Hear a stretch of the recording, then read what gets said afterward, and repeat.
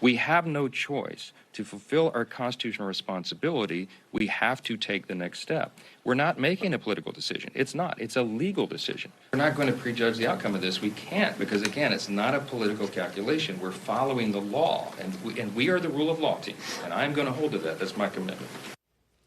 The rule of law team. Welcome back. That was House Speaker Mike Johnson yesterday, claiming the impeachment inquiry being voted on in just a few minutes is a legal, not a political endeavor. Joining me on set is Susan Page, already laughing at that comment, Washington Bureau Chief for USA Today, Mo Elleithee, Democratic strategist and Executive Director of the Georgetown University Institute of Politics and Public Service, and former Illinois Congressman Republican Rodney Davis. They mixed up the seats, but now everybody's back in the same place. We got all of our party IDs in. So, Susan, you heard there from the Speaker trying very hard to make the argument that this impeachment inquiry is legal, not political. As we said from the outset, there's no such thing in impeachment. What is your view of the legal and political imperatives facing the Speaker and his majority in this moment? Well, he might want to work on those talking points, because I'm sure I'm not the only person who kind of chuckled at the idea that they're embarking on this impeachment inquiry as a legal matter. They're embarking on this impeachment inquiry to try to find some evidence for impeachment, which they don't have yet.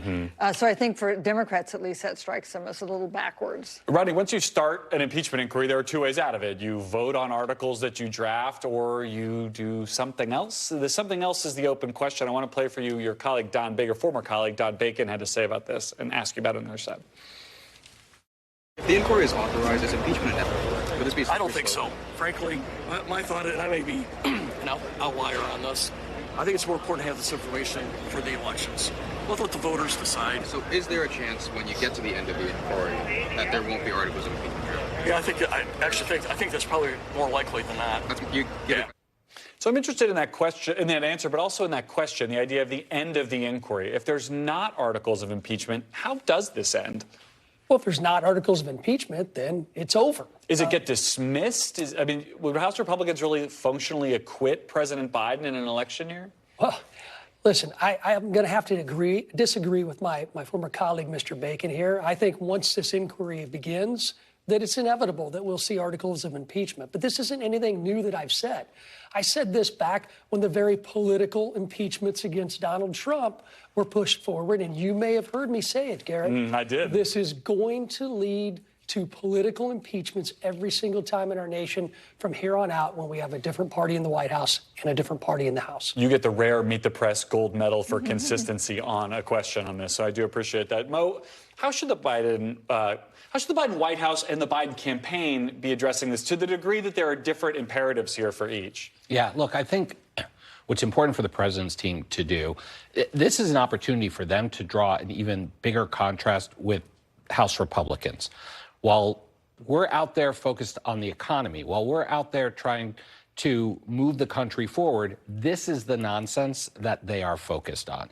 And use that as an opportunity at a time when the president's own approval ratings are low to point to the contrast, which is something he's always trying to do. And I think House Republicans are playing right into that trap, and they're painting themselves into a political corner. Because one of two things happens. They either draft articles of impeachment, which will make their base very happy, but will not satisfy the needs of I think, independent voters and swing voters heading into the election, or they don't file articles of impeachment, which will make their base very unhappy.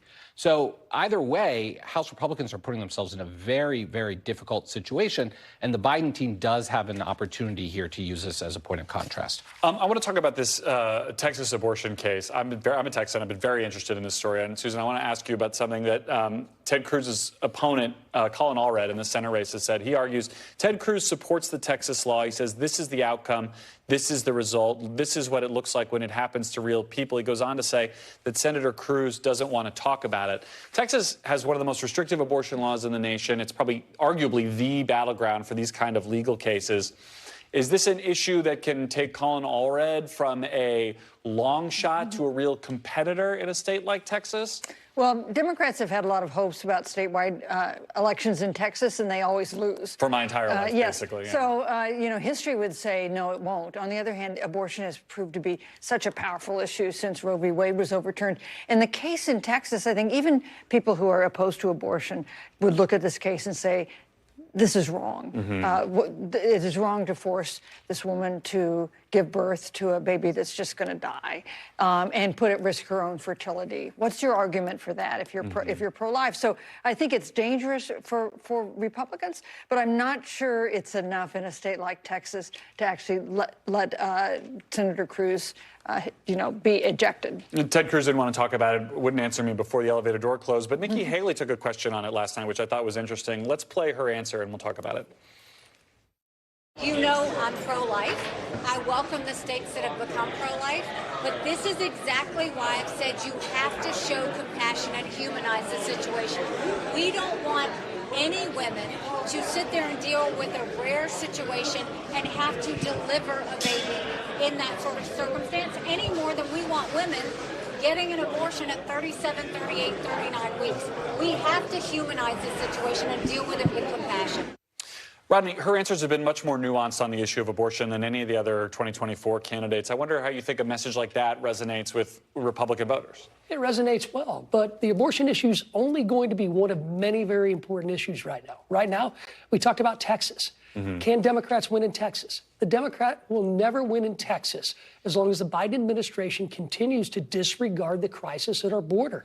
Even they recognize it, but they're frozen and not doing anything. If they don't address the border crisis and the surge of millions of immigrants coming into this country unabated, nobody's going to be talking about abortion, the economy, or any of the other issues that Democrats want to talk about in the upcoming 2024 campaign. What do you make of that, Mo? I mean, we've seen this in the last couple of elections, a lot of special elections, the idea of abortion getting elevated above other issues, kind of pulling Democrats along with it. It's one of the very few issues on which President Biden outpolls the alternative right now is on this abortion access issue. How do you see this cutting generally? In the context of what Rodney was just saying, there are so many other issues on the minds of American voters. Yeah, and I'm going to respectfully disagree with the congressman. I think that this is an issue that does have staying power and can penetrate into the psyche of voters in a way that many others can't. That's not to say the economy won't be on their minds, and that's not to say the border won't be on their minds. But this will also be on their minds. And at a time when the election is expected to be very close, you could see states that shouldn't be close become even more so. You're going to see Republicans have to spend money in Texas, maybe not enough to pull Ted Cruz, to eject Ted Cruz, but he's going to be in a much more competitive race because this is a visceral, personal issue for so many women, for so many families. Not to say the border isn't, but it's not just about the border anymore.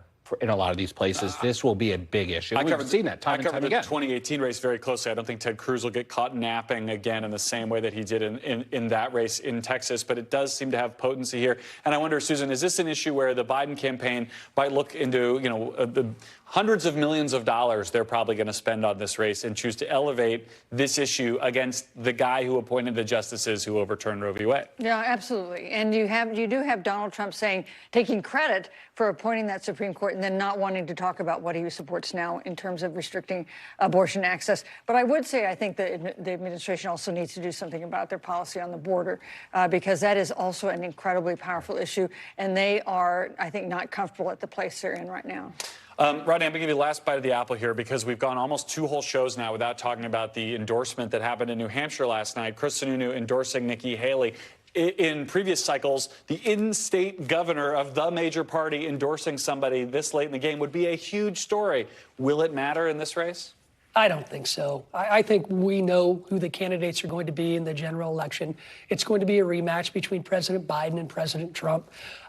Look, I would hope we could get back to some sense of normalcy within the Republican primary process and that an endorsement like this would matter. But unfortunately, I think the president has coalesced support. He's been able to create this victimhood based upon the many indictments that he and his family are facing. And he's gaining support rather than losing it. So I don't think it'll help, but maybe. I mean, the Iowa voters are going to be the first to decide. If they surprise America like they have before, then I think it's anybody's game in New Hampshire. But right now, if I was going to the casino, I'd probably put my money on Trump. I don't know if they'd give you very good odds on that. Wait, we got to leave it there. We got to go. The real tragedy is that we ran out of time to sing you happy birthday on set. The three of us will do it during commercial, though, so we'll leave it there. All right. Susan, Rodney, and Mo, thank you all for coming in. Thanks for watching. Stay updated about breaking news and top stories on the NBC News app or follow us on social media.